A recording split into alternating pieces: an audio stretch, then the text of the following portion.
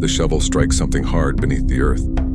Dr. Sarah Chen freezes, her breath forming clouds in the crisp morning air of the excavation site. What should have been routine soil sampling has just revealed something far more sinister.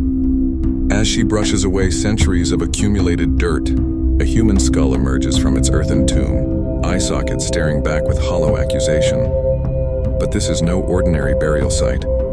The skull bears a jagged crack that runs from temple to jaw, the kind of fracture that only comes from devastating impact. Around it, more bones surface with each careful sweep of the brush. Ribs, femurs, vertebrae, all scattered in chaotic disorder, as if their owners had fallen where they stood and been left to the mercy of time. This is the moment that changes everything we thought we knew about our ancient past. The site, nestled in a remote valley in what is now Eastern Europe, had been flagged for routine archaeological survey before a new highway construction project. What the team expected to find were perhaps some pottery shards, maybe evidence of ancient settlements. What they discovered instead was a mass grave containing the remains of dozens of individuals, all dating back approximately 12,000 years. But these weren't the carefully arranged burials typical of ancient cultures. These bodies had been dumped, discarded like refuse after a slaughter that defied comprehension. Dr. Chen calls for her team, and soon the small excavation site buzzes with controlled urgency. Each bone tells a story of violence. Each fragment whispers of terror. The positioning of the remains suggests these people didn't die peacefully in their sleep or succumb to disease. They died fighting, running, trying desperately to escape something that showed them no mercy. Carbon dating confirms the horrifying timeline. These deaths all occurred within a span of days, possibly hours. Whatever happened here wasn't a prolonged conflict or gradual decline. It was swift, brutal, and absolute. The bones belonged to men, women, and children. Entire families wiped out in what can only be described as a massacre. The youngest victim appears to have been no more than 5 years old. The oldest, perhaps 60. None were spared. None were buried with dignity. They were simply left where they fell, their bodies becoming silent monuments to humanity's capacity for violence. As the team works through the initial survey, patterns begin to emerge that chill them to the bone. The distribution of remains suggests the victims were trying to flee in a specific direction, away from some approaching threat.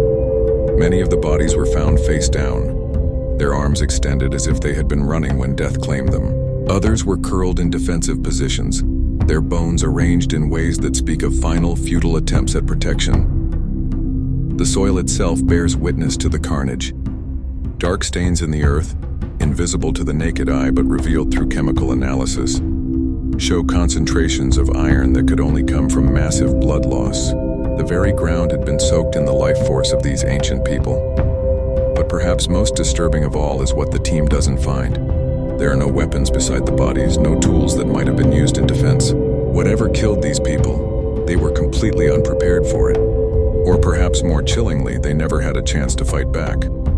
Dr. Chen stares at the expanding grid of bones and feels a chill that has nothing to do with the mountain air. In her 20 years of archaeological work, she has never encountered evidence of violence on this scale. This wasn't warfare as we might understand it, with opposing forces meeting on a battlefield. This was extermination. The silence of the site becomes oppressive. No birds sing in the trees overhead. No insects buzz through the air.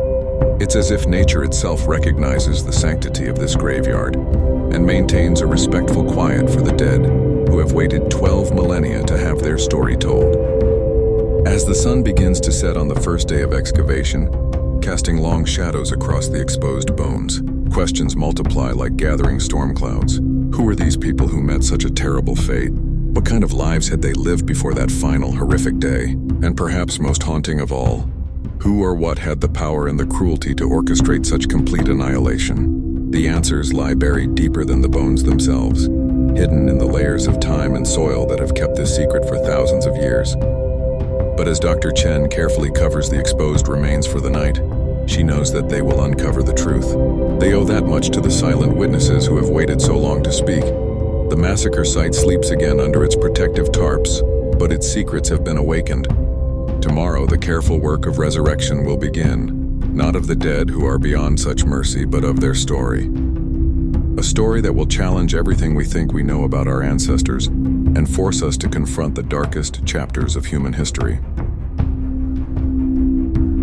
In the growing darkness, the wind picks up, rustling through the trees with a sound almost like whispered voices. The dead have been disturbed from their eternal rest, and they have something urgent to tell us about the price of survival in an ancient world where mercy was a luxury few could afford. To understand the magnitude of what was lost in that blood-soaked valley, we must first journey back 12,000 years and walk alongside these ancient hunters in their vanishing world. Picture, if you will, a landscape cut between two ages. The great ice sheets that had dominated the northern hemisphere for millennia were retreating, leaving behind a world in constant flux. Vast grasslands stretched as far as the eye could see, broken by dense forests of birch and pine that crept steadily northward as the climate warmed. This was the world of the late Pleistocene, a realm of giants where woolly mammoths still thundered across the steppes and cave lions prowled the shadows of ancient forests. In this twilight realm between ice and warmth, between the old world and the new, lived the people whose bones now lie scattered in that distant valley. They were the inheritors of hundreds of thousands of years of human evolution, the culmination of countless generations who had learned to thrive in the harshest conditions Earth could offer. These were not the crude cavemen of popular imagination, but sophisticated survivors whose very existence was a testament to human ingenuity. Their tools, crafted from stone, bone, and antler, represented technology perfected over millennia. Each spear point was a masterpiece of engineering, each scraper designed for maximum efficiency. They had conquered fire, learned to read the subtle signs of weather and season, and developed complex social structures that allowed them to survive in groups of 30 to 60 individuals. Their daily lives revolved around the eternal rhythm of hunt and gather. The men, and often the women too, would venture out in carefully coordinated groups to track the massive herds of reindeer, bison, and horses that migrated across their territory with the changing seasons. These hunts were not simple pursuits, but elaborate ceremonies of strategy, courage, and spiritual connection with the animal world. They knew every animal track, every scat marking, every broken twig that might indicate the passage of prey. They could read the landscape like a book, understanding which valleys would funnel migrating herds and which ridgelines offered the best vantage points for spotting game from miles away. Their hunting strategies required not just physical prowess, but deep intelligence, patience, and an almost supernatural understanding of animal behavior. But they were more than just hunters. They were artists whose cave paintings would survive long after their own bones had turned to dust. They were storytellers who passed down complex oral traditions that served as both entertainment and survival manual. They were healers who understood the medicinal properties of dozens of plants. They were engineers who could construct sophisticated shelters using nothing but materials provided by the natural world. Their spiritual lives were rich and complex, centered around a deep reverence for the animal spirits that sustained them. Every hunt began with rituals designed to honor the prey and ensure the continued abundance of the herds. They believed in a world alive with spirits where every rock, tree, and stream possessed its own consciousness and demanded respect. The social structure of their bands was egalitarian in ways that might surprise us. Leadership was based on skill and wisdom rather than brute force. Elders were revered for their knowledge, and their counsel was sought on everything from hunting strategies to conflict resolution. Children were treasured and protected, seen as the carriers of the tribe's future and the repositories of its accumulated wisdom. Women held positions of significant influence, often serving as the keepers of plant lore, the makers of crucial tools like nets and baskets, and the guardians of the spiritual traditions that bound the community together. The division of labor was practical rather than rigidly hierarchical, with individuals contributing according to their abilities and the needs of the group. Their camps were marvels of practical engineering. Semi-permanent structures built from mammoth bones and covered with carefully prepared hides could house entire extended families through the harsh winter months. These weren't mere shelters, but sophisticated dwellings with designated areas for cooking, sleeping, tool-making, and storage. Fire hearths were positioned to maximize heat distribution, and smoke holes were carefully designed to prevent the accumulation of harmful gases. Food preservation was a critical skill, that meant the difference between life and death during the lean months. They knew how to smoke meat, dry fish, and ferment plant materials to create stores that would last through the winter. They understood the importance of fat in their diet and had developed techniques for rendering and storing animal fats that could provide crucial calories when other food sources were scarce. Their clothing was both functional and beautiful. Crafted from the hides of the animals they hunted and decorated with intricate patterns that held spiritual significance. Fur-lined parkas kept them warm in temperatures that would kill modern humans within minutes. Waterproof boots made from specially treated hide allowed them to traverse marshy ground and cross streams without losing precious body heat. These people lived in harmony with rhythms that modern humans have largely forgotten. They rose with the sun and slept with the darkness. They moved with the seasons, following the great migrations that brought life to their world. They understood that survival depended not on dominating nature, but on reading its signals and adapting to its ever-changing demands. Their children learned survival skills from the moment they could walk. By age 5, they could identify edible plants, track small animals, and contribute meaningfully to the group's survival. By adolescence, they were skilled hunters and gatherers in their own right, ready to take on the full responsibilities of adult life in this demanding world. But perhaps most remarkable of all was their resilience. These people had survived the worst that nature could throw at them. They had endured ice ages and volcanic winters, massive climatic shifts and the extinction of countless species. They had adapted, evolved, and thrived for thousands upon thousands of years.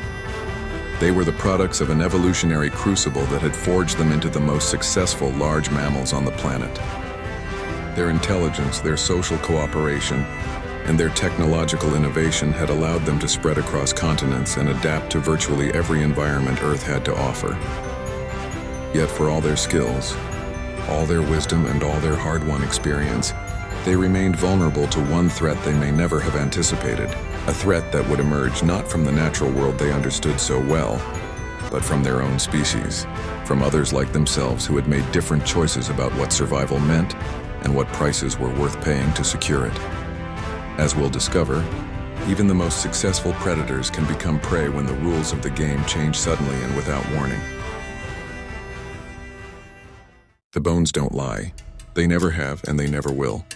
Each fractured skull, each shattered rib, each vertebra pierced by stone projectiles tells a story more vivid and more horrifying than any written account could ever convey. Dr. Chen adjusts her magnifying glass and peers closer at the skull fragment in her hands. Under the harsh LED lights of the laboratory, every detail becomes starkly visible. The crack that initially drew her attention to this particular specimen isn't just a simple fracture. It's a complex pattern of radiating breaks that speaks to massive blunt force trauma. Something heavy, something wielded with tremendous force, had struck this individual directly in the temple with enough power to cave in the side of their skull. But this skull is just the beginning. Laid out on examination tables throughout the lab, the remains tell a story of violence so systematic and so brutal that even experienced forensic anthropologists find themselves struggling to maintain their professional composure. Dr. Marcus Webb, a specialist in ancient trauma analysis, has been studying violent death in archaeological contexts for over 15 years. He's seen evidence of everything from ritual sacrifice to ancient warfare, but nothing in his experience has prepared him for what these bones reveal. The pattern is unlike anything in the literature, he explains, his voice barely above a whisper as he indicates a series of cut marks on a rib fragment. These aren't the random injuries you'd expect from a chaotic battle or even a massacre driven by rage. These are methodical, planned, executed with a precision that suggests the attackers knew exactly what they were doing. The evidence is overwhelming and unmistakable.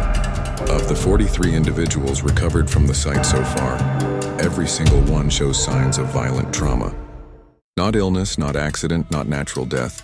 Violence, deliberate, calculated violence administered with cold efficiency. The skulls alone tell a tale of horror. 14 show evidence of blunt force trauma severe enough to cause immediate death. 7 bear the telltale marks of projectile wounds, stone arrowheads or spear points that had penetrated directly through the cranium. 3 more show what forensic experts call defensive wounds, fractures to the forearms, and hands that occur when victims attempt to ward off blows from clubs or axes. But it's the pattern, of these injuries that truly chills the investigation team. The wounds aren't random. They're targeted, precise, designed to kill quickly and efficiently. Many of the blunt force traumas are located at the base of the skull, in exactly the spot where a knowledgeable attacker would strike to cause immediate death. The projectile wounds show a similar expertise. Arrows and spears aimed at the head and torso, regions where a single well-placed blow would be fatal. Dr. Sarah Martinez, a specialist in ancient weaponry, has been analyzing the projectile points found embedded in several of the victims. Under microscopic examination, she's discovered details that add another layer of horror to an already nightmarish story. The arrowheads are masterfully crafted, she reports, her clinical tone barely masking her emotional response to the evidence. These aren't crude weapons hastily assembled for a spontaneous attack. They're sophisticated tools, precision manufactured by skilled artisans. The stone knapping shows techniques that would have taken years to master. The attackers came prepared for slaughter. More disturbing still is the evidence of what happened after the initial killing. Cut marks on several long bones suggest that some of the bodies were deliberately mutilated post-mortem, not for practical reasons like defleshing or tool making, but in patterns that suggest ritualistic desecration. The attackers hadn't been content merely to kill their victims. They had violated their corpses as well. The youngest victim, a child estimated to have been between 4 and 6 years old, shows evidence of multiple trauma events. The small skull bears fractures consistent with being struck repeatedly by a heavy object. The arm bones show fractures that likely occurred during desperate attempts to escape or defend against the attack. This wasn't a mercy killing or even collateral damage in an adult conflict. This was the deliberate murder of a child, carried out with the same cold efficiency that had been applied to the adult victims. Carbon residue analysis of the soil around several bodies has revealed another chilling detail. Some of the victims appear to have been killed while their camp was burning around them.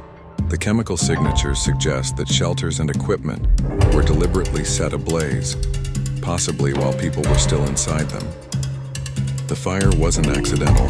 It was part of the attack strategy, used either to flush out victims or to destroy all evidence of their existence. The positioning of many bodies suggests they died while attempting to flee. The victims weren't caught in their sleep or surprised during a peaceful gathering.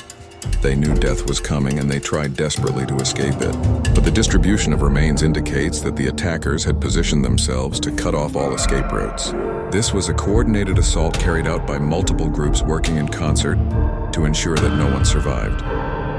Dr. Chen has been particularly focused on a cluster of remains found near what appears to have been a collapsed shelter. 3 adults and 2 children were discovered in what seems to have been a final defensive position. The adults show extensive trauma to their forearms and hands, wounds consistent with trying to fend off multiple attackers using improvised weapons or even bare hands. The children were found beneath the adults, suggesting their protectors had literally died trying to shield them from the violence. But perhaps most haunting of all is what the forensic team has learned about the timeline of the massacre. Based on the positioning of bodies, the pattern of injuries, and the distribution of artifacts, they've been able to reconstruct the sequence of events with disturbing clarity. The attack began at what was likely dawn, when most of the victims would have been sleeping or just beginning their daily activities. It continued for several hours, with the attackers systematically hunting down every single member of the community.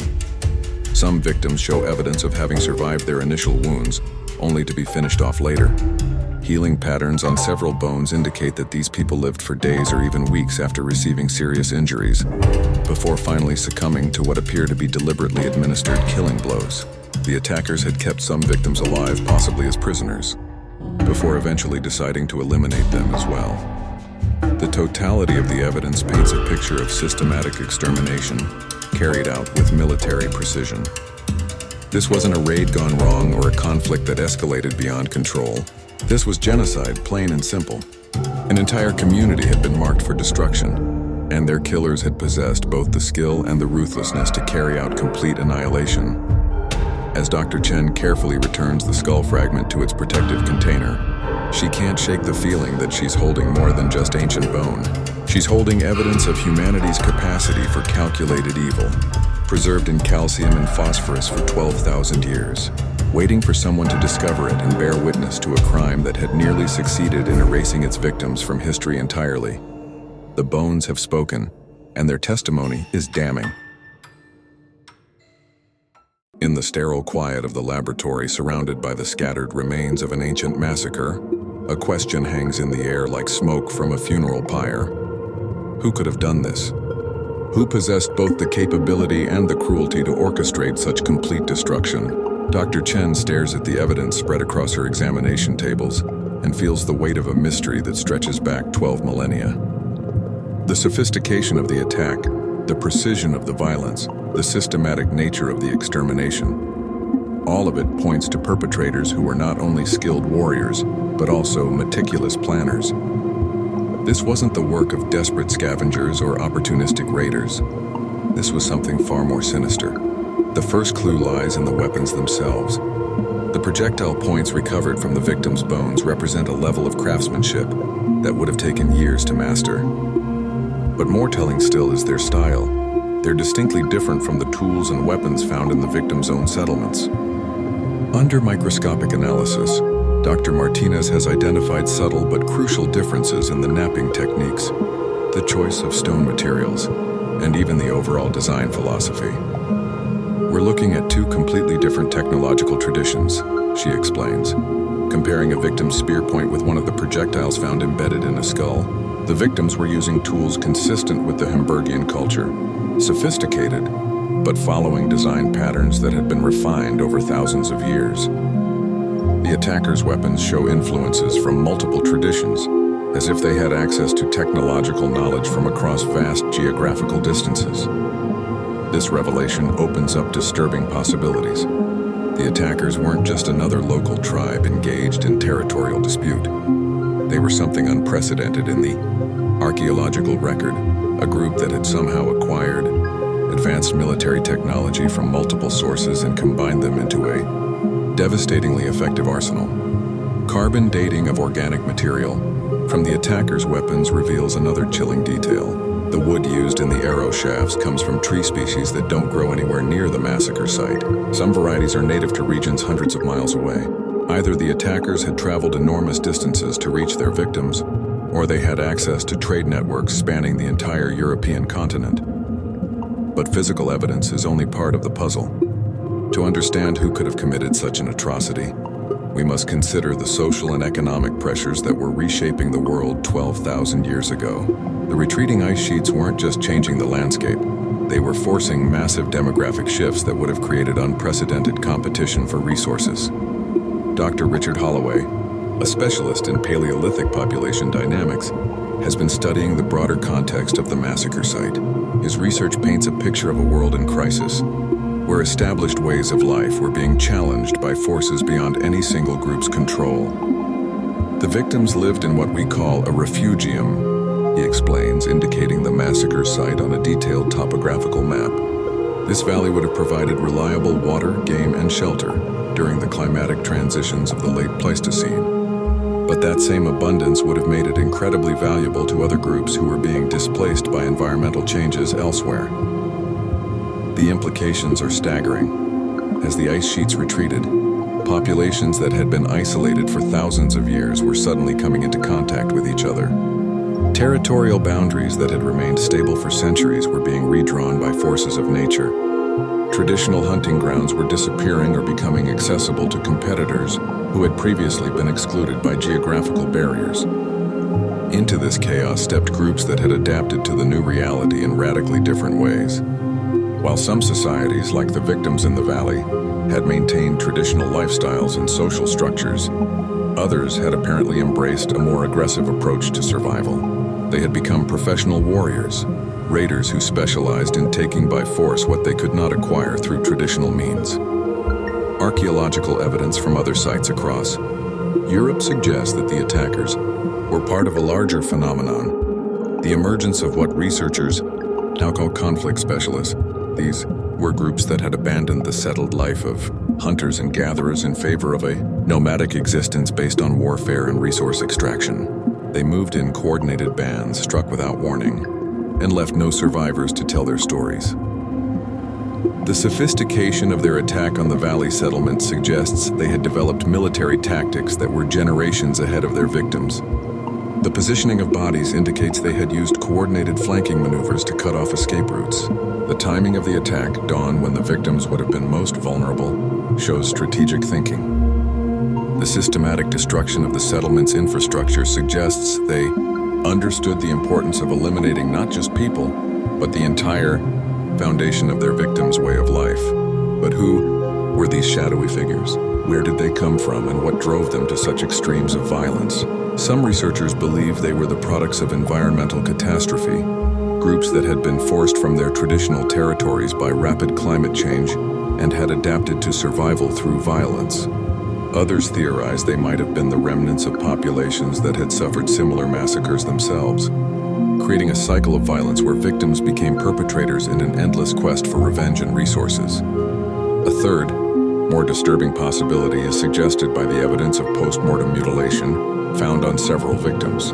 The deliberate desecration of corpses suggests the attackers were driven by something beyond mere resource competition. The pattern of injuries indicates ritualistic elements that speak to profound hatred or perhaps religious motivation. Dr. Chen has been studying similar cases from around the world and has identified what she calls extermination markers, specific patterns of violence that suggest the attacker's goal wasn't just to kill, but to completely erase their victims from existence. The burning of shelters, the scattering of remains, the destruction of tools and weapons, all of it points to an ideology that viewed the victims as something that needed to be completely eliminated rather than simply defeated.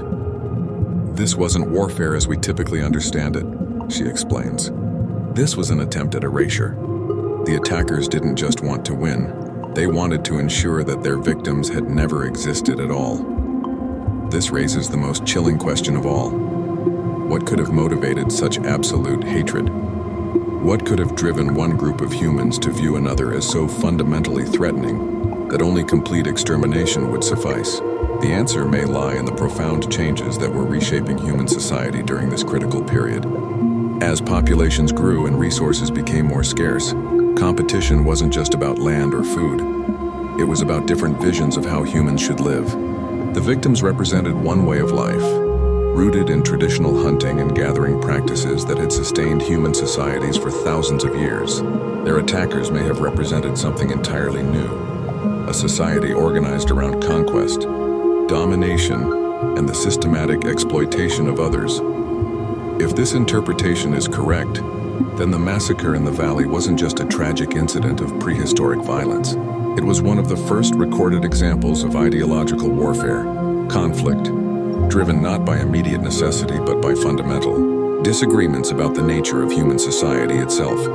The shadows that concealed the attackers' identity have also hidden their motivations for 12,000 years, but the evidence they left behind in broken bones and burned earth suggests that humanity's capacity for systematic evil is far older than we ever imagined, and that the roots of genocide stretch back to the very dawn of complex human society. In the growing darkness of understanding, one thing becomes clear. The true horror isn't just that such violence occurred, but that it was carried out by people who were, in every biological sense, exactly like us. The massacre in the valley did not occur in isolation. It was part of a larger transformation that was reshaping the very foundations of human society, a period when the ancient social contracts that had governed human behavior for millennia began to fracture under pressures that no previous generation had ever faced. To understand how survival could transform into systematic warfare, we must examine the world these ancient people inhabited through the lens of scarcity, fear, and the terrible mathematics of resource competition that were driving entire populations to make choices that would have been unthinkable to their ancestors. 12,000 years ago, the Earth was experiencing one of the most dramatic climate transitions in human history. The Younger Dryas period, a sudden return to near glacial conditions that lasted over 1,000 years, had just ended, triggering massive environmental upheavals across the northern hemisphere.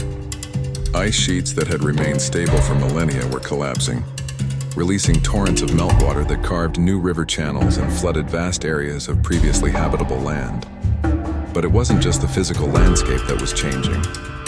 The very ecosystem that had supported human populations for thousands of years was undergoing a fundamental transformation. The great herds of megafauna that had provided the cornerstone of Paleolithic subsistence, woolly mammoths, giant bison, cave bears, and countless other species, were disappearing at an unprecedented rate. Dr. Elizabeth Crawford, a paleoclimatologist who has spent her career studying this critical transition period, describes it as the greatest ecological collapse in human prehistory. Her research into ice core data and fossil records paints a picture of a world in chaos, where established food webs were disintegrating and entire species were vanishing within the span of a few generations. Imagine waking up one morning to discover that the foundation of your entire way of life has simply vanished, she explains. The herds your people had followed for thousands of years are gone. The hunting grounds that had sustained your ancestors are now underwater or transformed into landscapes you don't recognize. The very animals that your culture, your religion, your entire identity were built around are extinct. This wasn't gradual change that could be adapted to over generations. This was catastrophic transformation that demanded immediate responses from populations that had developed sophisticated but highly specialized survival strategies. Groups that had evolved complex hunting techniques for specific prey species suddenly found themselves facing starvation as their primary food sources disappeared. The archaeological record from this period shows clear evidence of the desperate measures that societies took to survive these transitions. Settlement patterns became increasingly mobile as groups were forced to abandon traditional territories in search of new resources. Tool technologies changed rapidly as people adapted to hunting smaller, faster prey that required different techniques. Most tellingly, fortifications begin to appear for the first time in the archaeological record, evidence that groups were increasingly coming into violent contact with each other. But the most significant change was social rather than technological.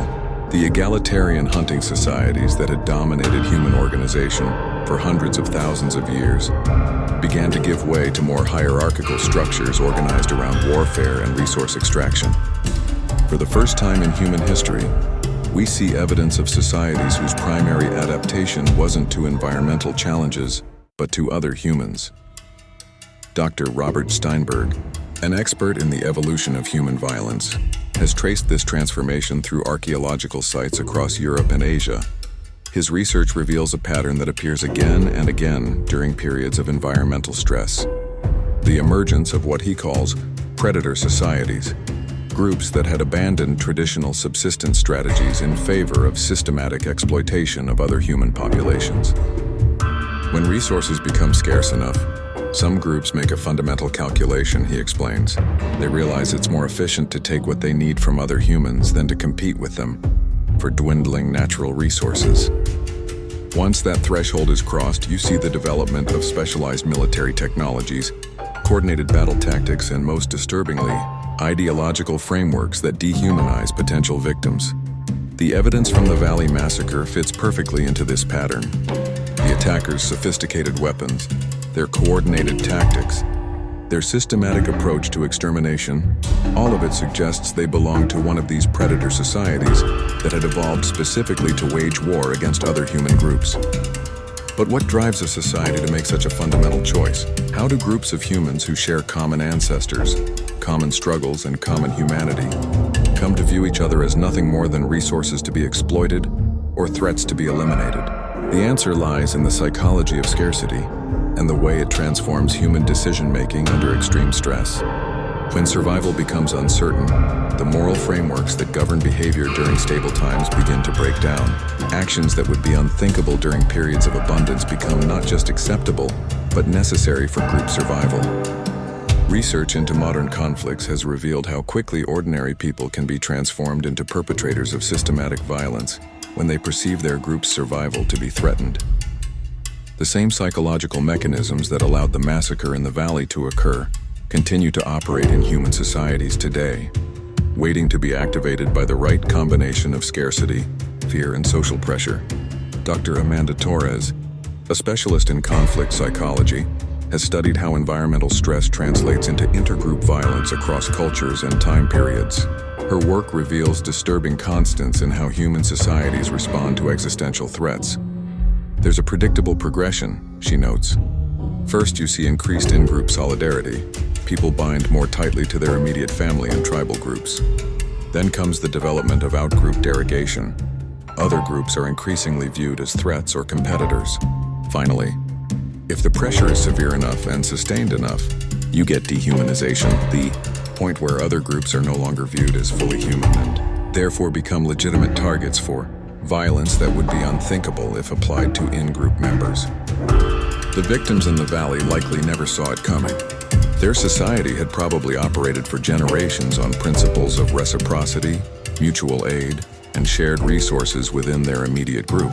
They may have had occasional conflicts with neighboring bands, but these would have been resolved through traditional mechanisms: negotiation, temporary displacement, perhaps limited violence followed by reconciliation. They were not prepared for an encounter with a group that had crossed the threshold into systematic dehumanization. Their traditional conflict resolution strategies would have been useless against attackers who viewed them not as fellow humans with legitimate claims to resources, but as obstacles to be removed or assets to be harvested. The transformation from survival to war represents one of the most significant evolutionary developments in human history, the point at which our species' greatest advantage, our capacity for cooperation and social organization, became turned against itself.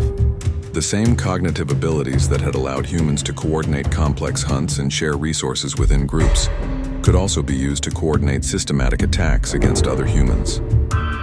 This wasn't simply a reversion to animal brutality. It was something far more sophisticated and therefore far more dangerous: the application of uniquely human intelligence to the problem of eliminating other humans as efficiently as possible. The massacre in the valley stands as one of the earliest documented examples of this transformation, a moment when our species crossed a threshold from which there would be no return. Once humans had demonstrated their capacity for systematic violence against other humans, this capability would become a permanent part of our behavioral repertoire, waiting to be activated whenever the right conditions of scarcity, fear, and social pressure aligned. The seeds of every subsequent genocide, every ethnic cleansing, every systematic campaign of human destruction can be traced back to moments like this one, when survival transformed into war and mercy became a luxury that desperate people convinced themselves they could no longer afford. In the deepening quiet of the laboratory, as the last traces of daylight fade through the windows, Dr. Chen finds herself alone with the remains of people who have been silent for 12,000 years. The clinical atmosphere of fluorescent lights and examination tables cannot diminish the weight of what these bones represent. Not just evidence of an ancient crime, but witnesses to humanity's first steps down a path from which we have never truly returned. She picks up the skull of what appears to have been a young woman, perhaps 25 years old when she died. The fracture pattern tells its own story, a single devastating blow that would have killed her instantly. But looking at the careful preservation of her teeth, the robust bone structure that speaks of good nutrition and health, Dr. Chen can see beyond the violence to the life that was cut short. This woman had survived childhood in one of the harshest environments on Earth. She had learned skills that modern humans can barely comprehend: how to find water in frozen landscapes, how to read weather patterns weeks in advance, how to track animals across terrain that would challenge our best wilderness experts.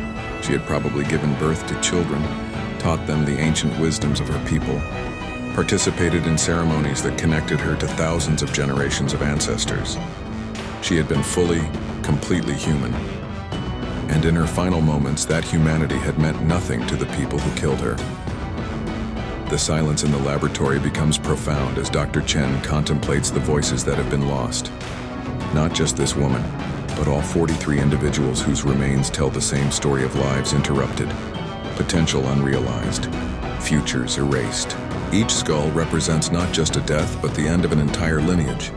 Knowledge that took generations to accumulate. Stories that would never be told again. Innovations that died with their creators. What songs did these people sing around their fires? What stories did they tell to explain the aurora dancing across the winter sky? What names did they give to the stars that guided their migrations? What jokes did they share during the long hours of tool-making? What words of comfort did they offer to children frightened by thunder? All of it is gone, erased as completely as if it had never existed. But perhaps most haunting is the realization that these people never knew they were living through one of history's great transitions. They couldn't have understood that their way of life, sustained for thousands of years through cooperation, skill, and adaptation to natural cycles, was becoming obsolete. They couldn't have foreseen that other humans were developing new survival strategies based on conquest and exploitation. They died believing that the world still operated according to rules they understood, where conflicts could be resolved through negotiation or temporary displacement, where other humans shared basic assumptions about the value of life and the importance of reciprocity. They never realized that some of their own species had evolved beyond those constraints. Dr. Chen carefully returns the skull to its container, but the weight of responsibility remains. These people trusted her across an impossible gulf of time to tell their story accurately. They waited 12,000 years for someone to discover them, to understand what happened to them, to bear witness to their destruction. But what exactly is their message to us? Perhaps it's a warning about the fragility of civilization itself. These people had achieved something remarkable, a sustainable way of life that had persisted for millennia while adapting to dramatic environmental changes. They had created societies based on cooperation, knowledge sharing, and respect for the natural world. By any reasonable measure, they represented one of humanity's great success stories. Yet none of that protected them when they encountered humans who had made different choices about what survival meant and what prices were acceptable to pay for security. All their accumulated wisdom, all their technological sophistication, all their cultural achievements became irrelevant in the face of organized violence wielded by people who viewed them as obstacles rather than fellow humans. Or perhaps their message is about the terrible consistency of human nature. The same capacity for systematic violence that destroyed them continues to operate in our world today. The psychological mechanisms that allowed their killers to dehumanize them remain active in modern conflicts. The conditions that transform ordinary people into perpetrators of genocide, scarcity, fear, group identity under threat, continue to create tragedies that echo their ancient suffering. The archaeological record shows that the massacre in the valley was not unique. Similar sites from the same time period have been discovered across Europe and Asia, evidence of a wave of systematic violence that swept across human populations as environmental changes destabilized traditional ways of life. The transformation from cooperation to competition, from coexistence to extermination, appears to have been a widespread response to the challenges of a changing world. But there's another possible interpretation of their legacy, one that offers a different kind of hope. The fact that we can be moved by their story, that we can feel empathy for people who died 12 millennia ago, that we can recognize the horror of what was done to them. All of this suggests that the capacity for moral recognition survives alongside our capacity for violence. The same intelligence that allows humans to plan systematic attacks also enables us to understand the suffering we cause. The same social bonding that can be weaponized against outgroups also allows us to extend our circle of moral concern across vast distances in space and time. The same imagination that helps us dehumanize enemies also permits us to recognize the full humanity of people we will never meet. Standing in the laboratory surrounded by evidence of humanity's capacity for evil, Dr. Chen also sees proof of our capacity for justice. These people were not forgotten. Their story was not lost. Their suffering was not meaningless. Someone cared enough to spend years carefully excavating their remains, analyzing their injuries, reconstructing their final moments, and ensuring that their voices would finally be heard. The echoes of the fallen have found their way across 12,000 years to reach us. What we do with their message, whether we hear it as a warning, a tragedy, or a call to do better, will determine whether their long silence was finally broken for a purpose worthy of their suffering. In the growing darkness outside the laboratory windows, their voices whisper across the centuries, asking the same question that haunts every subsequent generation. When survival is at stake, what are we willing to become?